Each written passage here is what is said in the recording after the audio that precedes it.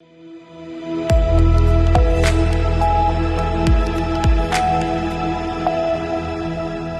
के बाद रुक करेंगे यूपी बुलेटिन की ओर, जिसमें बात होगी चंदौली की, जहां अवैध गांजे के साथ 2 अभियुक्तों को गिरफ्तार किया गया है। साथ ही बात होगी मुरादाबाद की, जहां एक युवक की गोली मारकर हत्या कर दी गई। ऐसी तमाम खबरों पर विस्तार से डालेंगे नजर। चंदौली पुलिस अधीक्षक आदित्य लांगे द्वारा गांजा तस्करी पर प्रभावी अंकुश लगाने व तस्करी में संलिप्त अभियुक्त की गिरफ्तारी हेतु दिए गए निर्देशों के अनुपालन के क्रम में अपर पुलिस अधीक्षक ऑपरेशन दिगंबर कुशवाहा और क्षेत्र अधिकारी चकिया रघुराज के कुशल पर्यवेक्षण में थाना अध्यक्ष अर्जुन सिंह के नेतृत्व में थाना चकिया पुलिस टीम द्वारा मुखबिर की सूचना के आधार पर चेकिंग के दौरान अभियुक्त को गिरफ्तार किया गया।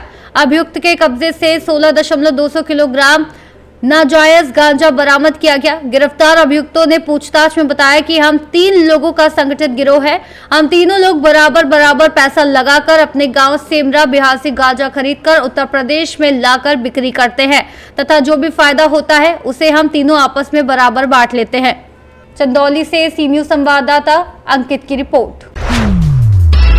जीएसटी के विषय पर एक संगोष्ठी और सम्मान समारोह का आयोजन ललितपुर में किया गया। इस कार्यक्रम में राज्य कर विभाग के additional commissioner grade 1 DK Sachan और additional commissioner grade 2 Rajesh Kumar मुख्य अतिथि के रूप में उपस्थित रहे। इस अवसर पर विशिष्ट अतिथि के तौर पर आलोक वाजपेयी ने अपनी उपस्थिति दर्ज कराई। कार्यक्रम की अध्यक्षता एडवोकेट रूप नारायण विश्वकर्मा ने की। इस संगोष्ठी का मुख्य उद्देश्य जीएसटी के मुद्दों पर विचार विमर्श करना और कराधान से संबंधित नवीनतम परिवर्तनों, प्रक्रियाओं तथा कानूनी पहलुओं को समझना था। कार्यक्रम में उपस्थित सभी कर अधिवक्ताओं के जीएसटी के कानूनी पहलुओं पर गहरे विचार प्रस्तुत किए गए। कार्यक्रम के दौरान कुछ प्रमुख कर अधिवक्ताओं और अधिकारियों को उनके उत्कृष्ट योगदान के लिए सम्मानित भी किया गया। समारोह में झांसी जोन के सभी प्रमुख कर अधिकारी, कर अधिवक्ता तथा अन्य विशेषज्ञ उपस्थित थे। कार्यक्रम का आयोजन सफलतापूर्वक संपन्न हुआ और सभी ने इस प्रकार के आयोजनों के महत्व को सराहा। ललितपुर से सी न्यूज संवाददाता विकास सोनी की रिपोर्ट। मुरादाबाद के मझोला थाना क्षेत्र में सोमवार को एक युवक की गोली मारकर हत्या कर दी गई। घटना चिड़िया टोला मोहल्ले के पास हुई, जहां दिन भर दुकानें खुली रहती हैं और लोग आवागमन करते रहते हैं। घटना ने पूरे इलाके में दहशत फैलाकर कानून व्यवस्था पर सवाल उठा दिए हैं। पुलिस की नासमझी और देरी से पहुंचने के कारण अपराधियों को भागने का मौका मिल गया। मृतक प्रिंस चौहान नामक युवक पर अज्ञात अपराधियों ने ताबड़तोड़ गोलियां चलाई, जिससे प्रिंस सड़क पर गिर पड़ा और प्रभावी मेडिकल सहायता न मिलने के कारण कुछ ही देर में दम तोड़ दिया और भीड़ भाड़ वाले इलाके में घटना के बाद दहशत फैल गई। एसपी सिटी रणविजय सिंह का कहना है कि मृतक के परिजनों की तरफ से 7 नामजद लोगों के खिलाफ तहरीर प्राप्त हो गई है और 5 आरोपियों को पुलिस ने गिरफ्तार कर लिया है। देखिए, एक कल दुखद घटना घटी है। ये थाना मझोला के चिड़िया टोला में एक शराब की हट्टी है। वहाँ पे कुछ लोगों ने एक लड़के को जो स्कूटी पे था उसको रोक करके उसके साथ मारपीट की और उसके बाद उसमें गोली चला दी, जिससे उसको गोली लगी। उसके बाद अस्पताल में उसकी मृत्यु हो गई। इसमें परिजनों की तरफ से तहरीर दी गई है, जिसमें 7 लोग नामजद हैं और कुछ अन्य लोग भी उस मारपीट में थे। उन 7 लोगों जो नामजद थे उसमें से हम लोगों ने 5 लोगों को अरेस्ट कर लिया है। 5 लोग गिरफ्तार हो चुके हैं, 2 शेष हैं, उनके लिए हमारी टीम लगी हुई है। हम बहुत जल्दी उनको गिरफ्तार करेंगे। सर, कुछ पहले का भी विवाद इन लोगों के बारे में भी छानबीन से प्रथम दृष्टया ये सामने आया है कि इनके बीच में पहले भी कुछ विवाद था।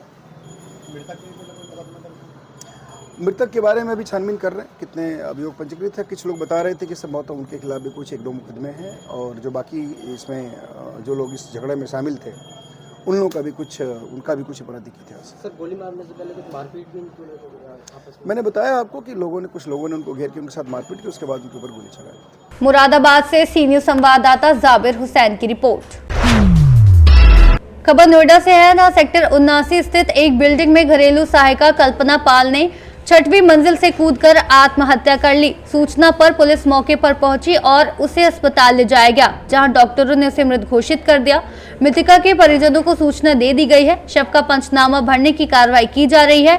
पुलिस आत्महत्या के कारणों की जाँच कर रही है। ये मामला थाना सेक्टर 113 क्षेत्र का है। नोएडा से सी न्यूज संवाददाता राजा मौर्य की रिपोर्ट।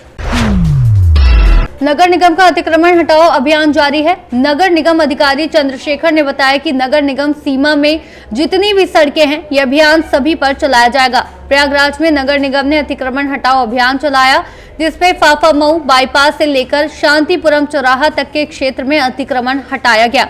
इस अभियान में रोड पटरियों पर लगी दुकानों को हटवाया गया और लोगों को चेतावनी दी गई।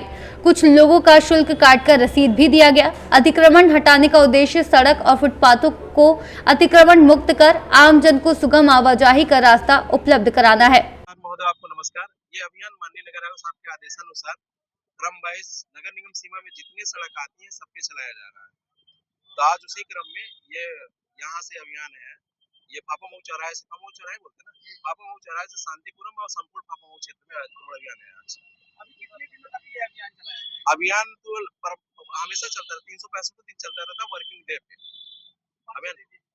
मैं नगर निगम प्रयागराज से अतिक्रमण निरीक्षक चंद्रशेखर हूँ। प्रयागराज से सी न्यूज संवाददाता सलमान की रिपोर्ट। दोस्तपुर निवासी दिनेश कुमार सिंह अपनी royal Enfield bullet military black 350 CC की गंभीर तकनीकी खामियों से पिछले कई महीनों से परेशान है। बाइक की ब्रेक लॉक जाम होने की समस्या खरीद के कुछ समय बाद ही शुरू हो गई थी, जो अब उपभोक्ता सुरक्षा का बड़ा मामला बन चुकी है। ग्राहक ने बताया कि उनकी बाइक 6 मार्च को सौरभ ऑटोमोबाइल्स अकबरपुर से खरीदी गई थी, लेकिन आरसी बुक आज तक नहीं दी गई, जबकि नंबर प्लेट खरीद के समय ही लगा दी गई थी। बाइक पिछले 14 नवंबर से एजेंसी पर खड़ी है, फिर भी कोई कार्रवाई नहीं हुई। जांच के दौरान कंपनी इंजीनियरों ने साफ कहा, इस मॉडल में कंपनी का मैन्युफैक्चरिंग फॉल्ट चल रहा है। इसके बावजूद कंपनी ने कोई ठोस समाधान नहीं दिया। 13 तारीख की शाम लगभग 6:30 बजे दिनेश कुमार सिंह अपनी दुकान जा रहे थे। रास्ते में एक जानवर सामने आया। जैसे ही उन्होंने ब्रेक दबाई, ब्रेक पूरी तरह लॉक हो गई और बाइक अनियंत्रित होकर गड्ढे में गिर गई। सौभाग्य से चालक बच गए, लेकिन बाइक क्षतिग्रस्त हो गई। लगातार शिकायतों के बावजूद समस्या न सुलझने पर ग्राहक अब उपभोक्ता फोरम में मामला दर्ज कराने जा रहे हैं।